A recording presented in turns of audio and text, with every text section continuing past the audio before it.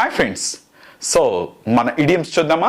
Yes, మొదటగా 3 idioms చూద్దాం. వీటితో పాటు యూసేజ్ కూడా చూద్దాం. Yes, acid test. Acid test అంటే కఠినమైన పరీక్ష లేక కష్టమైన పరీక్ష అన్నప్పుడు యాసిడ్ టెస్ట్ అనేది ఉపయోగిస్తాం. Okay, yes, writing the civils exam it is an acid test for me. నాకు ఈ సివిల్స్ ఎగ్జామ్ రాయడం అనేది అది నిజంగా చాలా కష్టమైన పరీక్ష.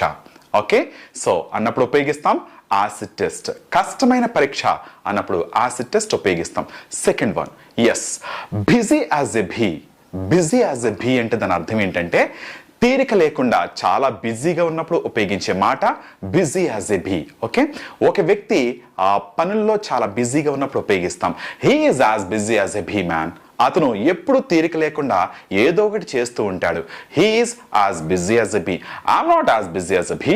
నేను అంత తీరిక లేకుండా ఏమీ లేను అనుకున్నప్పుడు కూడా ఉపయోగిస్తాం బిజీ యాజ్ ఎ బీ. చాలా బిజీగా ఉన్నప్పుడు ఉపయోగించే మాట. Move with pity. Move with pity అంటే దయతో కరిగిపోవుట లేకపోతే జాలితో కరిగిపోవుట అన్నప్పుడు ఉపయోగిస్తాం. He move with pity by seeing my position. నా పొజిషన్ చూసి అతను దయతో కరిగిపోయాడు, జాలితో కరిగిపోయాడు అన్నప్పుడు ఉపయోగిస్తాం మూవ్ విత్ పిటీ. ఓకే, దయతో కరిగిపోవుట. ఫ్రెండ్స్ చూసారు కదా, ఈ 3 ఇడియమ్స్ మీరు కూడా చెప్పాలి. ఓకే, యాసిడ్ టెస్ట్, అదే విధంగా move with pity, okay, busy as a bee, ఇవి మీరు కూడా చెప్తే చెప్పడం అంటే ఒక యూసేజ్ రూపంలో చెప్పారనుకోండి మీ లైఫ్ లో ఎప్పటికీ మర్చిపోలేరు. ఓకే, మరి ఆ యూసేజ్ ఏంటో చూద్దాం ఒక్కసారి.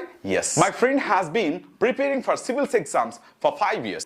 He is as busy as a bee in the preparation and he is missing his social life for the sake of preparation. Seeing his state, I moved with pity.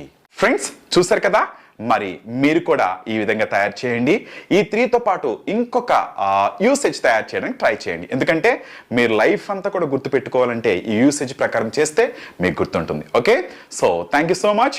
I hope you enjoyed the session. Okay, thank you.